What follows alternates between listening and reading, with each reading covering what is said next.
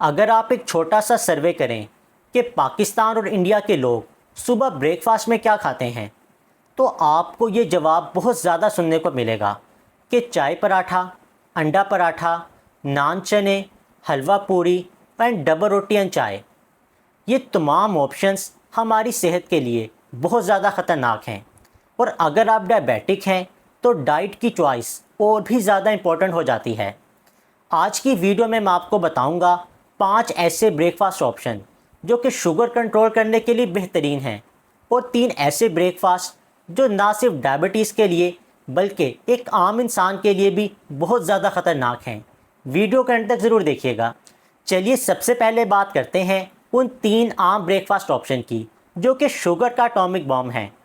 Number 1 ہے چائے paratha and چائے ٹوسٹ۔ ہم میں سے 90% لوگوں کا ناشتہ اس کے بغیر نامکمل ہوتا ہے، چاہے وہ میدے سے بنی ہوئی ڈبل روٹی ہو یا پھر گھی میں تلا ہوا پراٹھا۔ یہ دونوں ہی ریفائنڈ کاربوہائیڈریٹس ہیں، مطلب یہ ہماری باڈی میں جاتے ہی منٹوں میں گلوکوز میں تبدیل ہو جاتے ہیں، اور رہی صحیح کسر ہم چائے میں چینی ڈال کر پوری کر دیتے ہیں۔ نتیجہ یہ بریک فاسٹ کرتے ہی ہماری شوگر اچانک بہت زیادہ بڑھ جاتی ہے۔ نمبر 2 ہے حلوہ پوری اینڈ نان چنے۔ یہ ویکنڈ کا سب سے پسندیدہ ناشتہ ہے، لیکن میدا، بہت زیادہ نمک اور گھٹیا کوالٹی کا تیل جس میں یہ بار بار تلے جاتے ہیں، یہ نہ صرف آپ کی بلڈ شوگر کو آؤٹ آف کنٹرول کرتے ہیں بلکہ کولیسٹرول اور ہارٹ اٹیک کا خطرہ بھی بڑھا دیتے ہیں۔ نمبر 3 ہے pack juices and bakery items.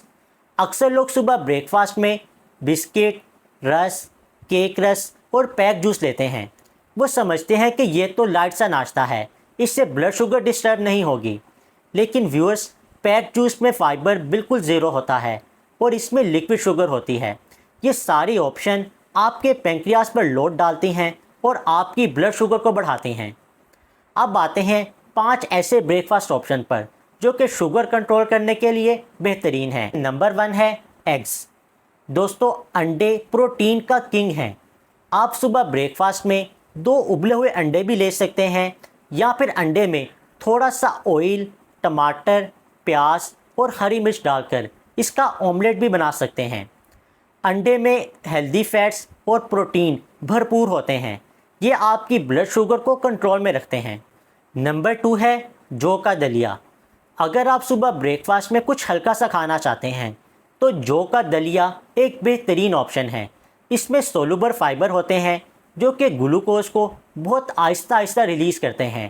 یہ آپ کی بلڈ شوگر کے لیے ایک بہترین آپشن ہے، لیکن یاد رکھیں آپ نے اس میں چینی اور شہد ہرگز نہیں شامل کرنا۔